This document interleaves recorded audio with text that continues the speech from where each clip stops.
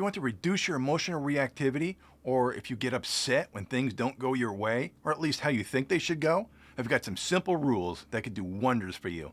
To give you some perspective, imagine you're on a camping trip and it's your job to get the campfire started. You strike a match and a flame sparks to life. Think of this flame as your emotional reactivity, the immediate emotional response to any situation you find yourself in. That instantaneous flicker of anger, sadness, or frustration, that's the match you've just struck. Then you place that burning match on a pile of wood, twigs, and leaves.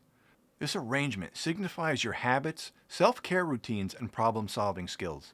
Depending on how well you've cultivated these elements, they can either sustain a controlled fire or let it extinguish abruptly. For instance, if you practice mindfulness or have a solid self-care routine, your emotional fire might burn more steadily. These practices act as quality firewood, letting you handle your emotional surges with more grace. But here's where it gets intriguing: gasoline. Visualize a canister of gas next to your emotional campfire. Your thought patterns are this gasoline. If you engage in black and white thinking, it's akin to pouring that gasoline over your tiny fire. What was once a manageable flame becomes a raging inferno, magnifying your emotional reactivity far beyond what's warranted by the situation. Imagine watching a movie when suddenly the color scheme goes berserk and everything turns black and white. It would feel jarring, right? That's what black and white thinking does. It eliminates all the shades of gray, reducing the world into stark opposites. It's as if you're wearing glasses that only you see good or bad, success or failure, always or never. When you catch yourself using extreme words like always, never, perfect, or terrible, it signals that you're knee-deep in black and white thinking. This kind of thought pattern distorts and oversimplifies your emotional landscape. It's like you've cranked up the volume on your emotional soundtrack, be it anxiety, depression, or anger. So how do we counteract this? Firstly, recognize when you're in the middle of this binary thinking. Challenge yourself. Is the situation really that black and white?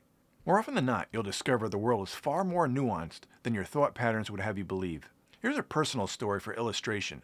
Recently, I reached out to friends for a casual night out. One by one, they all declined. I initially thought, well, I must not be as popular as I believed. But then I paused. Some friends had to work, others were busy with family. The situation wasn't about me, it was just life happening. It's okay to feel disappointment, but it's another thing to let that morph into a lifelong narrative of rejection and failure. Your self-worth isn't tied to a single event or the immediate availability of others. Instead of catastrophizing one event, take it as a cue to reflect, adapt, and grow. By consistently challenging your black and white thoughts, you become less reactive and more comprehending of your situations, giving you the clarity needed to address issues more effectively. Life's too short to see the world in black and white. So if you're keen on boosting your confidence and shaking off those negative thought patterns, why not join me in my course, The Confidence Key? We dive even deeper into mastering your thought patterns. Go to thinkdifferentcoach.com or find the link in the description. Thanks for tuning in. Remember, altering your thought patterns can drastically improve your emotional well-being. Stay positive, friends.